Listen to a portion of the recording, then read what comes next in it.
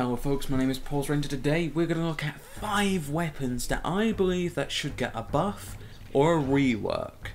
Now obviously enough though, I probably might do an email message to the TF team and send them to it about it. But these 5 weapons, I think they deserve a buff or a rework. We don't really want nerfs, we need buffs and reworks, which will benefit a lot of these weapons for a fall. Also, I'm using footage that I've recorded onto Valve News Network's server I was playing on, which was pretty fun actually. Also, I looked at the straw pool and you guys wanted more TF2 content, and I would do so in a way that would be fun. Also, Outlast Whistleblower will be coming soon to the channel. Now then, let's look at the first weapon, and that is a heavy weapon. Which one? Well, it's going to be simply the Natasha. Natasha, it's been like in those awkward situations with some things. There was a point where it had 300 damage. But what's its stats? Well, it slows down targets. When your health is at half, you have a damage reduction, but you spin up slowly and you fire slowly. That's not really good stats. Originally, you had an extra 100 bullets, so instead of having 200 you would have 300. Now that made it kind of fun actually, because that means you could shoot for a lot longer with the current stats of it, which was pretty cool. But I think it needs a rework. Maybe remove the downsides, and how about just have the damage resistance when spun up, even at full health. That was nice, that was. Maybe the damage can be down a bit, but who knows. Next is a pyro weapon, and that's the volcano fragment. It's in a bit of a grey area, where, sure, the concept of idea of hitting someone, they're on fire.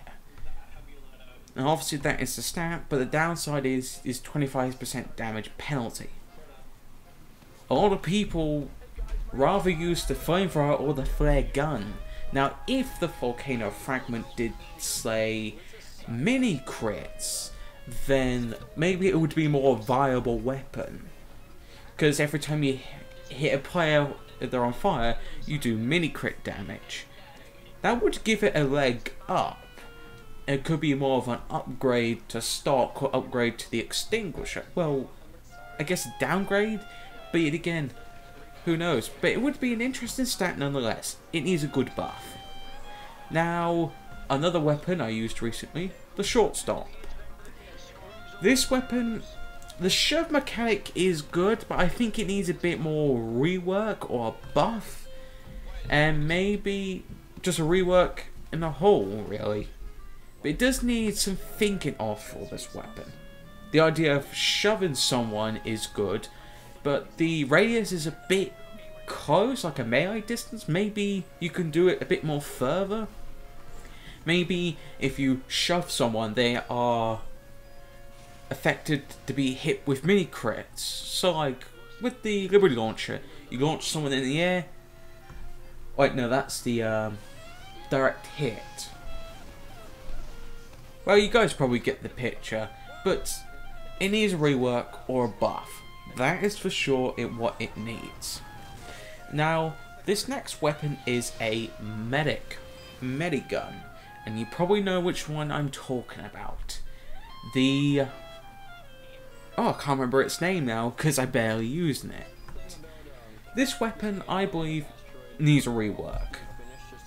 I think it does need a rework. The way it's designed is interesting. You can choose what damage you can be resistant to, and the idea of being resistant to crits on that specific one, and knowing that you can pile up on different things is pretty cool.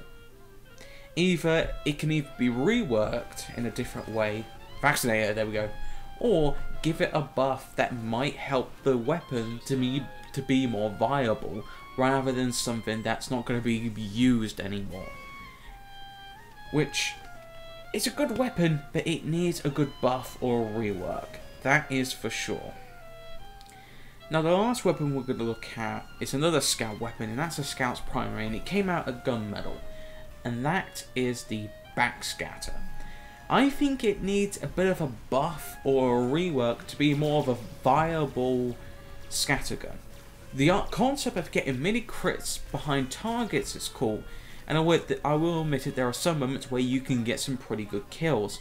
But I believe the damage penalty, I think it's the damage penalty and accuracy penalty is a bit harsh. Yes, it's a bit balanced with the mini crits, but it is quite difficult in a way. Maybe you can fire a bit quickly, or maybe rework it entirely, but it needs a buff nonetheless though to make it a more viable weapon to be used for the scout. Same thing with the other 4, they need a good buff and a good rework, not a nerf. That's what I believe and that's what I think. So it leads up to my question to you guys. Do you think these 5 weapons need a buff or a rework? Or are they fine as they are? Comment down below really what you think, because a lot of these weapons I think they do need a buff or a rework, to completely be honest with you. And I think many people agree there are some weapons that do need a buff and do need a rework, and some do need nerfs. But I think we need more buffs than nerfs, and we need more reworks than nerfs. And if the TF team succeed of doing so, I think we could see a good hope for a lot of good weapons that can end up being great. I know we're getting some new ones as well, but getting these old ones buffed and reworked is the best scenario for the game. It's been a while since we heard anything about the Pyro update, but let's hope it turns out great for the future to come. But it's pretty cool, some of these weapons. You know, I actually should have had a 6th one. Sun on a stick? Who knows, really? But hey, if they're gonna get buffed, let's hope it be a good, decent one. And that's what we need. Decent buffs. Not nerfs. I would hate if any 5 of these weapons got nerfed. With that said, thank you very much for watching, and have a good day to you all.